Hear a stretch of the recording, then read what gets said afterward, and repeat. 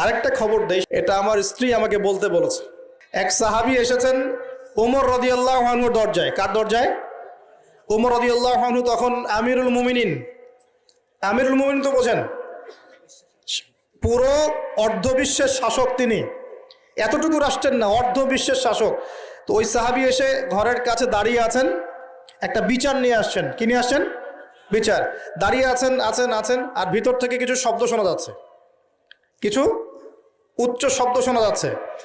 তো অনেকক্ষণ পর আমিরুল মুমিনিন গেট খুলে বের হয়ে বলছেন, কি সমস্যা, কি জন্য আসছো, কি প্রয়োজন, কি হাজাত? তিনি বলছেন, ইয়া আমিরুল মুমিনিন, আসলে আমি যে বিষয়ে অভিযোগ করতে আসছিলাম তা আমি দেখলাম যে আমার অবস্থা আপনার চেয়ে ভালো, এই জন্য আমার অভিযোগের দরকার নেই। বুঝতে পারেননি মনে?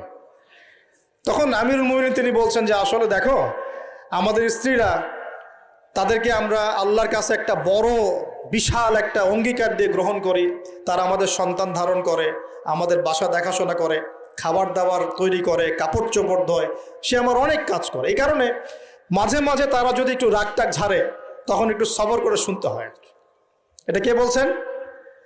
আমিরুল মুমিনিন, যিনি এক হুকুম দিলে পারস্য দখল হয়ে যাবে, একটা হুকুম দিলে রোমান সাম্রাজ্যের পতন ঘটে যায়, সে আমিরুল মুমিনিন বাসায় এইরকম অবস্থায় আছেন।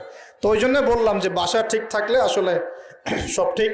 আরেকটা খবর দেই, এটা